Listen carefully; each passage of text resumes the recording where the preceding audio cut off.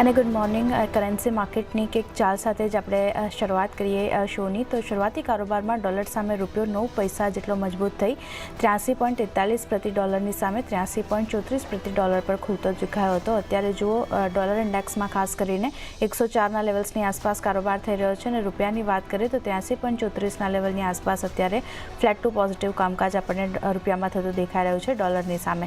આપણી સાથે ચર્ચામાં નોન એગ્રી કોમોડિટી પર ચર્ચા કરવા જોડાઈ ગયા છે એલકેપી સિક્યોરિટીઝના જતીન ત્રિવેદી. જતીન, ગુડ મોર્નિંગ, સ્વાગત છે આપનું.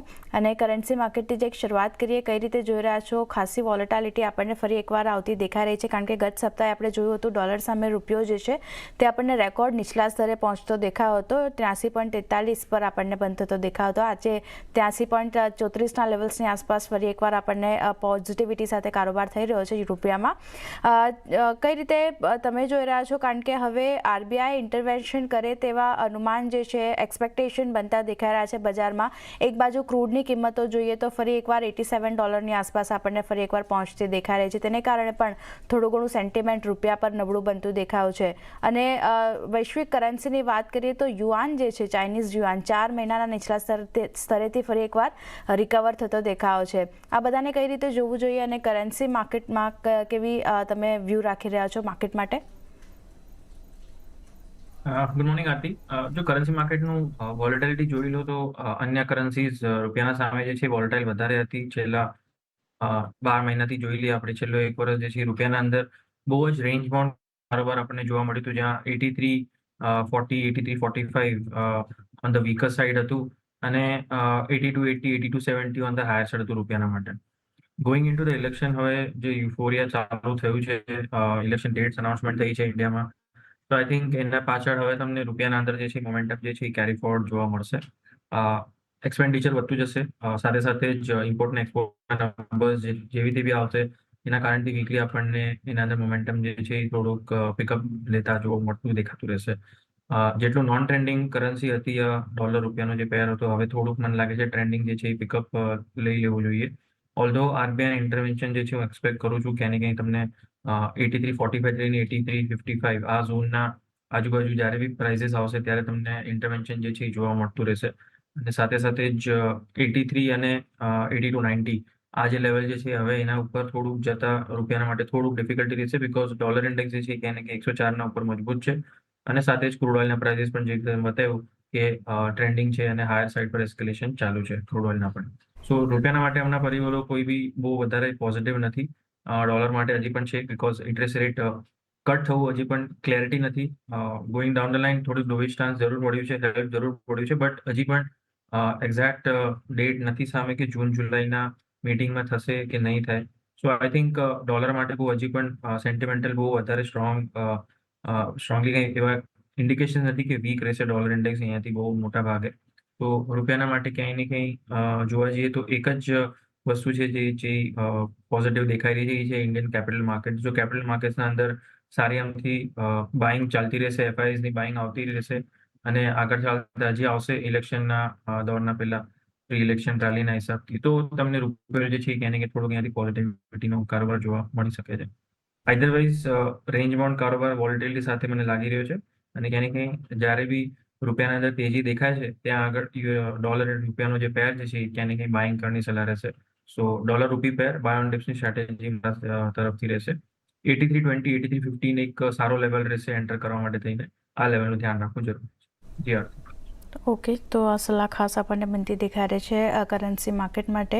બાય ઓન ડિપ્સ કરીને ચાલવાની સલાહ યુએસડી એનઆર પેર માટે બનતી દેખાઈ રહી છે. અને ખાસ કરીને હવે જે રીતે ઇલેક્શનને આવતું જોવા મળશે, યુએસ ફેડ તરફથી જે ડોવિશ કમેન્ટ્રી આપણને આવતી દેખાઈ રહી છે, તેને કારણે થોડા ઘણા સેન્ટિમેન્ટ ફરી એકવાર ડોલર ઇન્ડેક્સ માટે પોઝિટિવ અને આપણા રૂપિયા માટે એક નેગેટિવ બનતા દેખાયા છે. પણ 83.45 83.55ના લેવલ્સ જે છે ત્યાં આરબીઆઈનું ઇન્ટરવેન્શન જે છે તે આપણને રૂપિયા પર બનતું દેખાઈ શકે છે. સપોર્ટ જે છે તે આપણને રૂપિયામાં બનતો દેખાઈ શકે છે. તો ફોકસ USD INR માટે રાખવાનું રહેશે. આગળ વધીએ, સોનાની ચાલ પર નજર કરી લઈએ તો અહીંયા પણ જતીન એક મિક્સ કામકાજ આપણને જોવા મળતું દેખાયું છે. સુસ્તી શરૂઆતી કારોબારમાં થોડી ઘણી આપણને ઇન્ટરનેશનલ માર્કેટમાં જોવા મળી હતી. અત્યારે જો ફ્લેટ કામકાજ છે ઇન્ટરનેશનલ માર્કેટમાં 2172ના લેવલ્સની આસપાસ, અને સ્થાનિક બજારની વાત કરીએ તો અહીંયા પણ નેગેટિવ કામકાજ છે, ફ્લેટ ટુ નેગેટિવ કારોબાર થઈ રહ્યો છે. જે રીતે આપણે જોયું હતું અહીંયા પણ એક રેકોર્ડ હાઈના સ્તર આપણને બનતા દેખાયા હતા, અને ઉપલા સ્તરેથી જે પ્રોફિટ બુકિંગ કહી શકાય તેનું એક રિએક્શન અત્યારે સ્ટોક બતાવી રહ્યું છે. આ સપ્તાહે ખાસ કરીને નજર યુએસના ઇન્ફ્લેશનના ડેટા પર રહેવાની છે ખાસ કરીને, અને ETFની ખાસ કરીને વાત કરીએ તો અહીંયા જે ગત સપ્તાહે ગોલ્ડ ETFનો ઇન્ફ્લો છે તે પણ આપણને વધતો જોવા મળતો દેખાતો. ETFની જે પોઈન્ટ છે તે આપણે પછી ડિસ્કસ કરીએ, પણ સૌથી પહેલાં ફંડામેન્ટલ ડિસ્કસ કરી લઈએ. ગોલ્ડના કઈ રીતે જોઈ રહ્યા છો? આજે ફોકસ જે US ઇન્ફ્લેશનના ડેટા આવવાના છે તેના ઉપર તો રહેવાનું જ છે, પણ તેની પહેલાં એક ફ્લેટ કામકાજ સોનામાં જોવા મળ્યું છે. આરતી, જો ગોલ્ડના પ્રાઇસીસ ઇન્ટરેસ્ટ રેટના ડિસિઝન પછી પણ હજી પણ મને લાગે છે થોડું સ્ટ્રેન્થ જે છે એ ક્યાંય ને ક્યાંય બતાવી રહ્યા છે. હાયર સાઇડથી પ્રોફિટ બુકિંગ જરૂર તો આપણને જોવા મળ્યું છે. 2200ના લેવલના ઉપર જેવું ક્રોસ થયું હતું એના પછી પ્રોફિટ બુકિંગ જરૂર આવ્યું છે, બટ ક્યાંય ને ક્યાંય લો લેવલ્સ પર અરાઉન્ડ 2150 2155ના ઝોન પાસે એક સ્ટ્રોંગ સપોર્ટિવ ઝોન દેખાઈ રહ્યું છે કોમેક્સ ગોલ્ડના અંદર. અને સાથે સાથે આપણા સ્થાનિક બજારમાં ગોલ્ડનો અગર લેવલ જોવા જઈએ તો 65,700 થી લઈને 65,500 એક ઇમ્પોર્ટન્ટ સપોર્ટ ઝોન છે. જો કન્ટિન્યુઅસલી આપણે 66ના નીચે અરાઉન્ડ 65,900ના નીચે કન્ટિન્યુઅસલી અગર ટ્રેડ કરવા મળશું તો ડેફિનેટલી 65,200 આ બધા લેવલ્સ ટેસ્ટ કરવા રીતના લેવલ્સ નીચેમાં ટચ થતો જોવા મળશે. બટ જે હિસાબથી ઓવરઓલ ટ્રેન્ડ છે, બ્રોડલી કોઈએ બી પોતાનો વ્યૂ પોઈન્ટ ચેન્જ ન કરવું જોઈએ એ મારો મત રહેશે આના અંદર. બટ યસ, ડેફિનેટલી થોડુંક વેટ એન્ડ વોચ અગર કરી લો તો પણ સારું રહેશે, બિકોઝ ક્યાંય ને ક્યાંય ટ્રેન્ડિંગ માર્કેટ જે છે ઓલરેડી એકવાર થઈ ચૂક્યું છે, બહુ મોટું ટ્રેન્ડ આવી ચૂક્યું છે લાસ્ટ વીકમાં. સો અહીંયા થોડું વેટ એન્ડ વોચ કરવું જોઈએ અગર લાંબા ભાગે કોઈને ટ્રેડ લેવું છે તો. ડે ટ્રેડર્સ માટે ઓપોર્ચ્યુનિટી જે છે એ લાયક કરે છે મારા હિસાબથી બાઇંગના માટે, બિકોઝ રૂપિયાનું જે ઇફેક્ટ આવવાનું હતું એ થોડું ઘણું આવી ગયું છે મારા હિસાબથી. અહીંયાથી મને નથી લાગતું કે રૂપિયો બહુ વધારે મજબૂત થાય. 10-12 પૈસા અહીંયાથી વધારે મજબૂત થઈ શકે છે ટુવર્ડ્સ 83.20 83.25. સો એના કારણથી પણ જો રૂપિયાની નરમાશ પણ આવે છે તો પણ એ ગોલ્ડના માટે MCX પર સપોર્ટિવ મેજર મળશે, અને કોમેક્સ ગોલ્ડ પણ મને લાગે છે કે થોડુંક સપોર્ટ લઈ શકે છે અરાઉન્ડ અબાઉટ 2160 થી લઈને 70ના વચ્ચેના ઝોન પર. તો 65,900 થી લઈને 65,800ના વચ્ચે બાઇંગ કરવાની સલાહ રહેશે મારા તરફથી, અને 65,500ના નીચે સ્ટોપ લોસ રાખી હાયર સાઇડ પર 66,200 66,300 સુધીના ટાર્ગેટ્સ રાખો. એકથી 2 દિવસના હિસાબે વ્યૂ પોઈન્ટ રાખો. ડે ટ્રેડર્સ માટે સ્ટોપ લોસ રહેશે 65,700ના નીચે, સ્વિંગ ટ્રેડર્સ માટે 65,500ના નીચે. ઓકે, તો આ સલાહ ખાસ આપણને બનતી દેખાઈ રહી છે સોના માટે. ડે ટ્રેડર્સ માટે જે સલાહ બનતી દેખાઈ રહી છે, બાય ઓન ડિપ્સ તમે કરી શકો છો. 65,800ની રેન્જમાં જો MCX સોનાના ભાવ મળે છે તો ત્યાંથી તમે ખરીદારી કરો. સ્ટોપ લોસ 65,700ની આસપાસનો રાખવાનો રહેશે, અને ટાર્ગેટની વાત કરીએ 66,200 66,300 સુધીના લેવલ્સ આપણને બનતા દેખાઈ શકે છે. તો બાય ઓન ડિપ્સ કરીને ચાલો ડે ટ્રેડર્સ માટે. બાકી તમે અત્યારે વેટ એન્ડ વોચ કરીને ચાલી શકો છો. સોના માટે આ સલાહ ખાસ ધ્યાનમાં રાખવાની રહેશે. આગળ વધીએ અને એક ગોલ્ડ ETF પર એક વ્યૂ લઈ લઈએ. જતીન, અહીંયા કઈ રીતે તમે રાખી રહ્યા છો નજર? કારણ કે ઇન્ફ્લો જે છે ગત સપ્તાહે આપણને ગોલ્ડ ETFનો ખાસ કરીને વધતો જોવા મળ્યો છે, અને એક સારો સપોર્ટ અને સારો બૂસ્ટ જે છે તે ફરી એકવાર ETF ને આવતો દેખાયો છે. તમારો કેવો વ્યૂ બનતો દેખાયો છે ETF માટે?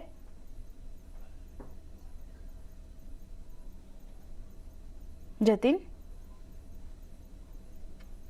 ઓકે, ટેકનિકલ એરર છે, ફરી એકવાર કનેક્ટ કરવાની ટ્રાય કરશું. પણ તમને જણાવી દઈએ કે ગત સપ્તાહે ગોલ્ડ ETFમાં એક સારો રિસ્પોન્સ જે છે તે આપણને નોંધાતો દેખાયો છે.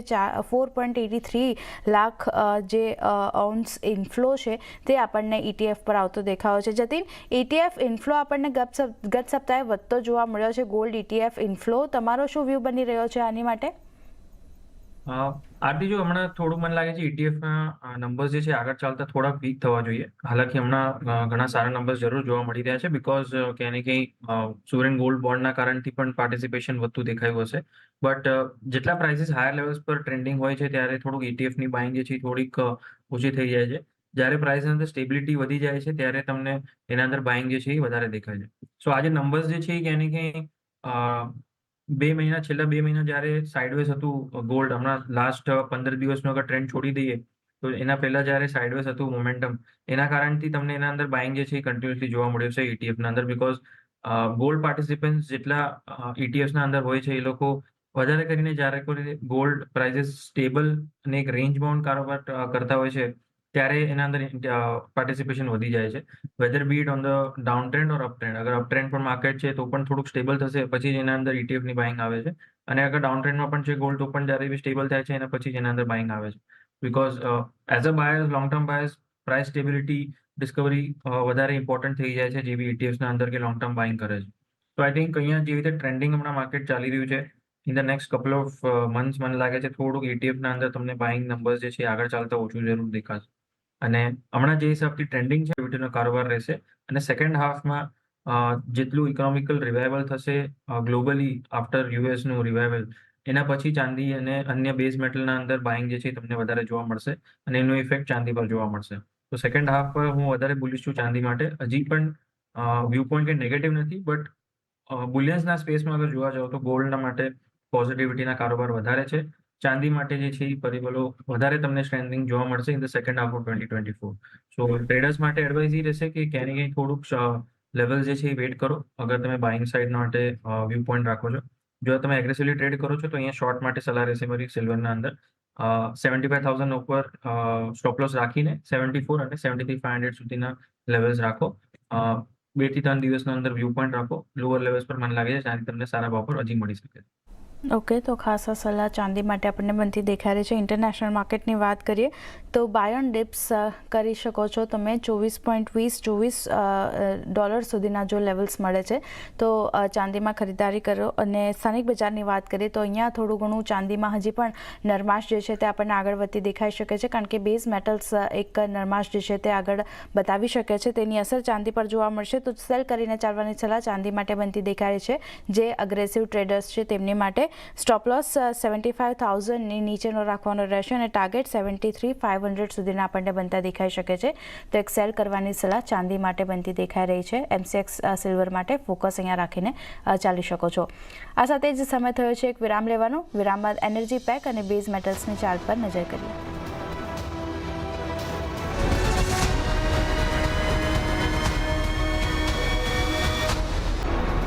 વિરામ બાદ ફરી સ્વાગત છે આપનું કોમોડિટી લાઈવમાં. અને આગળ વધીએ અને બેઝ મેટલ્સની ચાર્ટ પર નજર કરી રહીએ તો અહીંયા એક મિશ્ર ટ્રેન્ડ આપણને સ્થાનિક બજારમાં બનતો દેખાયો છે. શરૂઆતી કારોબારમાં જુઓ લેડમાં એક પોઝિટિવિટી આપણને બનતી દેખાઈ રહી છે, પણ એલ્યુમિનિયમ, કોપર અને ઝિંક નરમાશ સાથે આપણને કારોબાર કરતા દેખાઈ રહ્યા છે. જતીનજી, અહીંયા ચાઇનાના જે ડેટા આવ્યા છે તે થોડા ઘણા સપોર્ટ કરતા દેખાયા છે, પણ મજબૂત ડોલર એક ફરી એકવાર ચિંતા બનાવી રહ્યું છે. અને જે મેટલ્સમાં આપણે જોયું હતું કોપર અને એલ્યુમિનિયમમાં ખાસ કરીને જે પોઝિટિવિટી બનતી દેખાઈ હતી, ત્યાં ફરી એકવાર ઉપલા સ્તરે તે નફા વસૂલી બનતી દેખાઈ રહી છે. હવે ઓવરઓલ મેટલ્સ માટે કેવો ટ્રેન્ડ? કારણ કે તમે જેમ કહ્યું સિલ્વર માટે જ્યારે આપણે વાત કરી રહ્યા હતા ત્યારે નેગેટિવિટી હજી થોડી વધતી દેખાઈ શકે છે, તો ફંડામેન્ટલ ખાસ કરીને કયા હવે અસર કરી રહ્યા છે મેટલ્સ માટે? આથી જો ગ્લોબલી જોવા જઈએ તો યુએસ તરફથી ઘણો સારા ડેટા છે. ઇનફેક્ટ ફેડરલ ટેક્સના તરફથી પણ એક સારો સ્ટેટમેન્ટ આવેલો કે યુએસ ઇકોનોમી એ ઇન્ફ્લેશનના જે દોરના અંદર સ્ટ્રેન્થનિંગ દેખાડ્યું છે એમાં અને રેઝિલિયન્સ બતાવ્યું છે. તો એના કારણથી આગળ ચાલતા બહુ મોટા ભાગે કોઈ નેગેટિવિટી નથી દેખાઈ રહી. બટ ચાઇના તરફથી ઘણા નેગેટિવ સ્ટેટમેન્ટ્સ આવી જાય છે અને ઇકોનોમી વાઇઝ પણ જોવા જઈએ તો સ્ટેબિલિટી નથી થઈ રહી. એવરગ્રાન્ડનું ઇશ્યુ આપણા સામે ડેફિનેટલી એક પ્રોબ્લેમેટિક સિચ્યુએશન બનતું થઈ શકે છે આગળ ચાલતા પણ. અને એના કારણથી બેઝ મેટલ માર્કેટના અંદર જે છે બુલિશ મોમેન્ટમ હજી પણ સ્ટ્રોંગલી પિક નથી કરી રહ્યો. ઇનફેક્ટ રિસન્ટ ડેઝના અંદર in the month of February March થોડુંક રિવાઇવલ જરૂર જોવા મળ્યું છે બેઝ મેટલ માર્કેટના અંદર. 5 to 10% રેલી અને બેઝ મેટલના અંદર કોપર ને ઝિંકના સાથે સાથે આવી છે. બટ ક્યાંય ને ક્યાંય થોડીક પોઝ થઈ જાય છે રેલી અને ફર્ધર બાઇંગ મોમેન્ટમ નથી આવી રહ્યું બેઝ મેટલ પ્રાઇસીસના અંદર. સો આઈ થિંક આ માર્ચ મહિનાના એન્ડ પછી એપ્રિલ મહિનામાં જેવી રીતે આપણે જઈ રહ્યા છે, મને લાગે છે હજી પણ થોડું પ્રોફિટ બુકિંગ અહીંયા તમને જોવા મળી શકે છે. ઇન કેસ અગર નંબર્સ જે છે થોડા સારા આવવા માંડે છે ચાઇનીઝ ડેટાના, તો ડેફિનેટલી થોડુંક બાઇંગ જે છે આવી શકે છે. But as of now current સિચ્યુએશનના હિસાબથી તો નથી લાગતું કે પ્રાઇઝીસના અંદર સ્ટ્રોંગલી કંઈક momentum on the higher side જોવા મળે. કોપરના પ્રાઇઝીસ મને લાગે છે 740 735 ના રેન્જમાં સારા છે બાઇંગના માટે. તો હમણાં અવોઇડ કરવું જોઈએ, એક ડિપ માટે વેઇટ કરવું જોઈએ. એગ્રેસિવ ટ્રેડર્સ માટે શોર્ટ કોલ રહેશે. 762 ના ઉપર સ્ટોપ લોસ રાખીને 740 735 સુધીના ટાર્ગેટ્સ રાખો સ્વિંગ ટ્રેડના હિસાબે. અને ઝિંકના પ્રાઇઝીસ પણ મને લાગે છે હાયર સાઇડ પર 225 એક સ્ટ્રોંગલી રેઝિસ્ટન્સ લઈ રહ્યા છે. બટ ક્યાંય ને ક્યાંય 215 ના પાસે સ્ટ્રોંગ સપોર્ટ પણ છે. સો થોડું હાયર સાઇડના લેવલ્સ આવે અરાઉન્ડ 221 222 ના પાસે, ત્યારે શોર્ટ કરવાની સલાહ રહેશે વિથ સ્ટોપ લોસ અબાઉટ 226 અને લોઅર એન્ડ પર 215 સુધીના ટાર્ગેટ્સ રાખીને ચાલી શકો છો.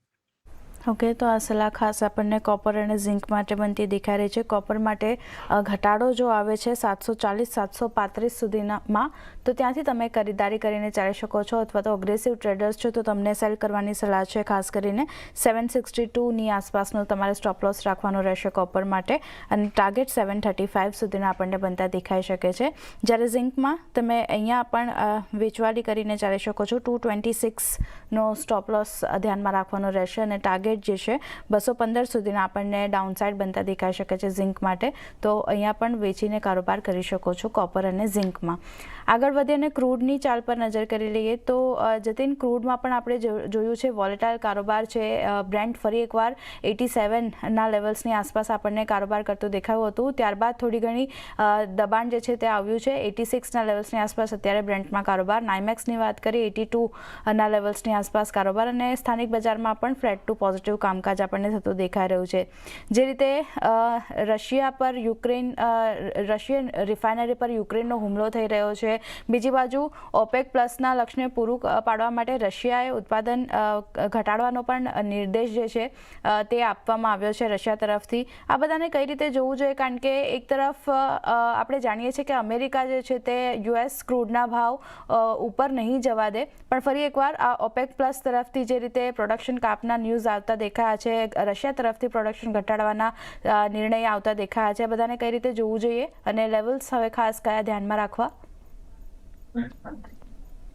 આરતી, જો ઇન્ટરનેશનલ જે રીતે વાત કરીએ આપણે ક્રૂડ ઓઇલના માટે, જે હમણાં ઇમ્પોર્ટન્ટ યર રહેશે, બિકોઝ ઇન્ડિયન શોઝમાં ઇલેક્શન તો છે જ, સાથે સાથે યુએસના ઇલેક્શન પણ રહેવાના છે લેટર હાફ ઓફ 2024.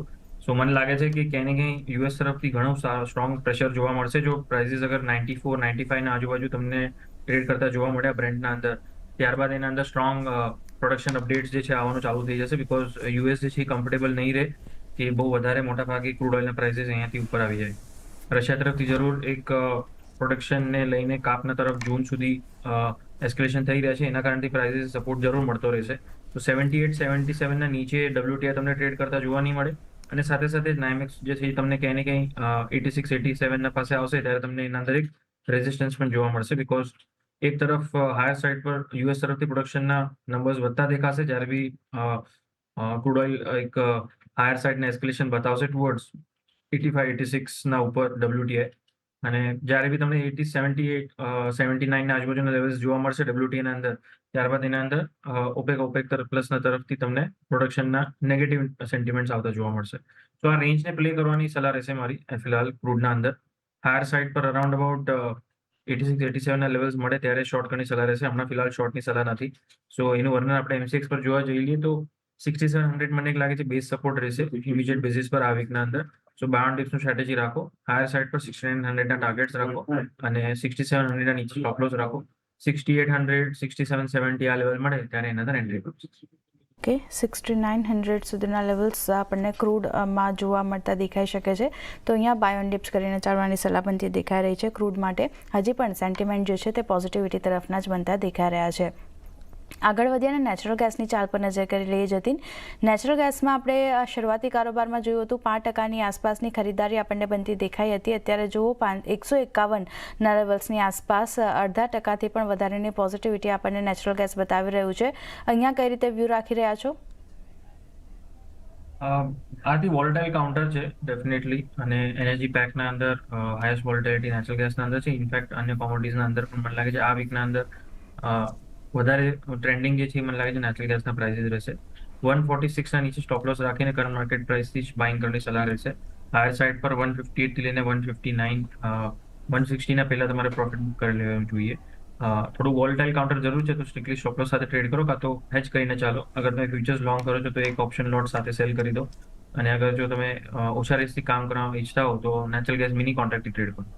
ઓકે, તો નેચરલ ગેસ માટે ખાસા સલાહ દેખાઈ રહી છે. 146નો સ્ટોપ લોસ રાખી તમે ખરીદારી કરીને ચાલી શકો છો. 158, 159 સુધીના લેવલ્સ આપણને બનતા દેખાઈ શકે છે. 160 સુધી જો પ્રાઇસ બતાવે છે તો ત્યાં પ્રોફિટ બુકિંગ કરવાની સલાહ નેચરલ ગેસ માટે બનતી દેખાઈ શકે છે. આ સાથે જતીન સમય ફાળવે અમારી સાથે નોન એગ્રી કમોડિટી પર ચર્ચા કરવા બદલ આપનો આભાર. આગળ વધીને એગ્રી કમોડિટીની ચાલ પર